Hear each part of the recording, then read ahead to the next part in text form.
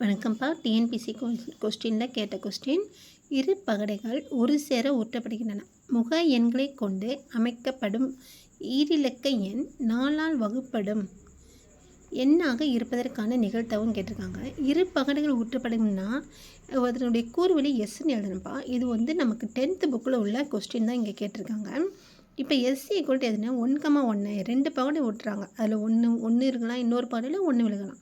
First 1 விழுந்துச்சுன்னா இன்னொரு பகுதியில் என்ன 2 விழலாம். அப்படியே அதை 6 தடவை ஓட்டும்போது என்ன வருதுன்னா பாரு 6,6 சரியா. அப்போ நான் இது எத்தனை தடவை ஓட்டினாங்கன்னா N(s) = 36 அப்படின்னு வரும். சரியாப்பா. இதில் என்ன சொல்கிறாங்க, 4ஆல் வகுக்கப்படும். இது ரெண்டையும் கம்மா இல்லாமல் பாருங்களேன். ஒரு ஈரிலக்க எண்ணா இது 11 12 13 14 அப்படி பாருங்கள். அப்புறம் 4ஆல் வகுக்கப்படும் என்ன பார்த்தோன்னா 4 மடங்கு 12 வருமா. அடுத்து 4 16, அதுக்கடுத்து 5 20 நமக்கு கிடையாது. 6 24 சரியா. இப்போ இந்த டிக் அடிச்சுக்கிறேன். 6 24, 5 30 இல்லை. சரி, இப்போ பாருங்கள் அடுத்தது பாருங்கள். 6 36,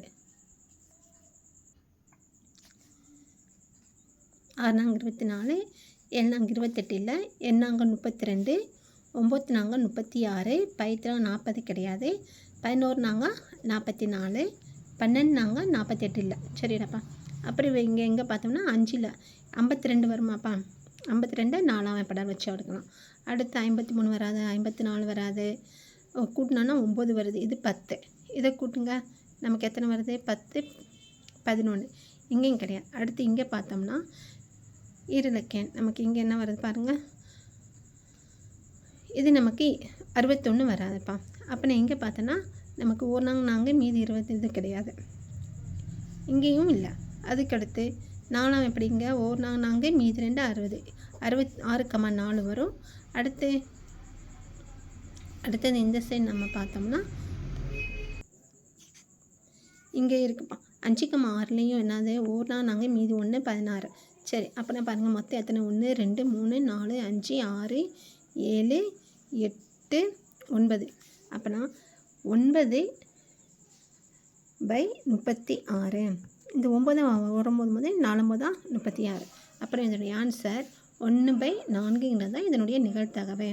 ஓகேப்பா. அடுத்த சம் இந்த கணக்கில்ப்பா 38 பெருக்கல் 38 பெருக்கல் 38, அதுக்கடுத்து கூட்டல் 34 பெருக்கல் 34 34 கொடுத்து அடுத்து 28 பெருக்கலாக கொடுத்துருக்காங்க. அடுத்து -3 பெருக்கல் 38 34 28 பெருக்கல் கொடுத்துருக்காங்க. கீழே 38 2 தடவை, 34 2 தடவை, 28 2 தடவை இப்படி வந்துருச்சு. இப்போ இது என்ன இதெல்லாம்னா நம்ம இதை a³ எடுக்கலாமா. a⁻3 ப்ளஸ் b⁻3 அடுத்து ப்ளஸ் c⁻3.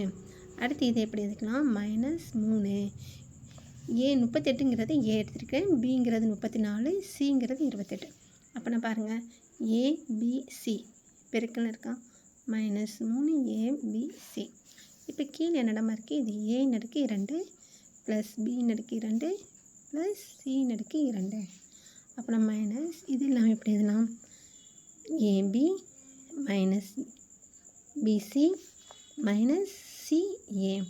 இதுக்கு ஒரு ஃபார்முலா இருக்குப்பா.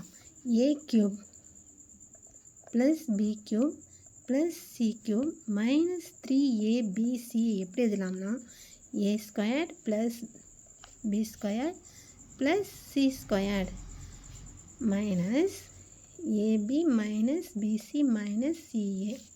அடுத்து plus bracket a plus b plus c இப்படி எழுதலாம்ப்பா.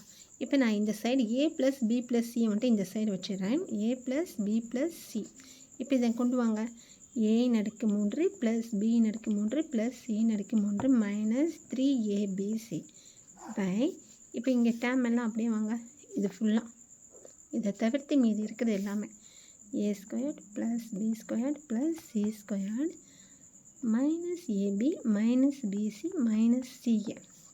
அப்போ நான் புரியுதாப்பா. இதுக்கு பதிலாக இதை போட போகிறோம். அப்போ நான் பாருங்களேன், நமக்கு மேலே இருக்கிற இந்த ஃபார்முலா கணக்கு இந்த ஃபார்முலா மெத்தட் தானே இருக்கேன். அப்போ நான் இதுக்கு என்ன செய்யணும், a ப்ளஸ் ஏயோட மதிப்பு பியோட மதிப்பு சியோட மதிப்பு மூணையுமே கூட்டிட்டா போதும். 38 34 28 இதில் எல்லாத்தையும் நம்ம கூட்டினா என்ன ஆன்சர் வருதுன்னா 100. சரியா. அப்போ இதனுடைய ஆன்சர் 100.